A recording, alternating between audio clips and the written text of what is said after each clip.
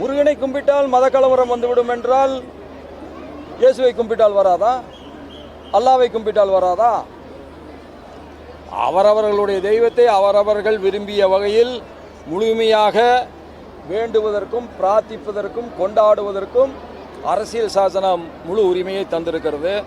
அது முருகனாக இருந்தாலும் சரி, அல்லாவாக இருந்தாலும் சரி, இயேசுவாக இருந்தாலும் சரி.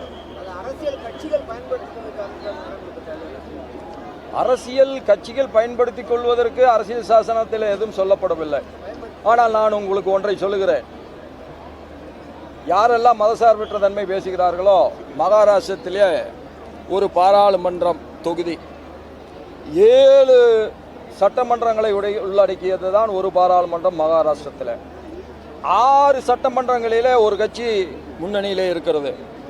ஒரே ஒரு சட்டமன்றத்தில் மட்டும் முன்னணியிலே வந்த கட்சி வெற்றி பெற்றிருக்கிறது. இங்கே மதம் பயன்படுத்தப்படவில்லையா? தமிழ்நாடு வேற என்ன? தமிழ்நாடு தனி நாடா? இல்லை, தமிழ்நாடு தனி நாடா? நீங்க என்ன தமிழ்நாட்டில் முருகனை எப்படி வேண்டுமானாலும் பேசுவீர்கள், எவ்வளவு வேணாலும் வசைபாடுவீர்கள், பார்த்து கொண்டிருக்க வேண்டுமா? கந்த சஷ்டி கவசத்தை யார் கந்த சஷ்டி கவசத்தை எதற்காக திட்டினார்கள், எதற்காக வசைபாடினார்கள்? 60 வருஷத்துக்கு முன்னாடி நடந்தது. நீங்கள் தமிழகத்தில் எத்தனை ஆண்டுகளாக குடியிருக்கிறீர்கள்? உங்களுக்கு வயதை பார்த்தாலே 60 இல்லையே. உங்களுக்கு வயதை பார்த்தாலே 60 இல்லையே. ஆனால் பொய்யை சொல்ல வேண்டும் என்று சொன்னால் கூட பொருந்து சொல்ல வேண்டும்.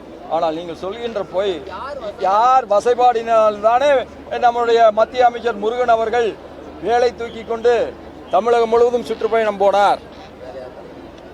அந்த வேல் பயணத்திலே நானும் கூட கலந்து கொண்டேன். அப்போ நான் ஆளுநர் அல்ல, அதனால் நானும் கூட கலந்து கொண்டேன்.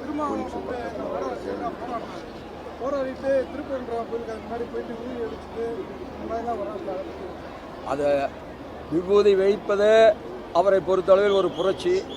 விபூதியை அளிப்பது என்பது என்னை பொறுத்தளவில் அது புரட்சி அல்ல.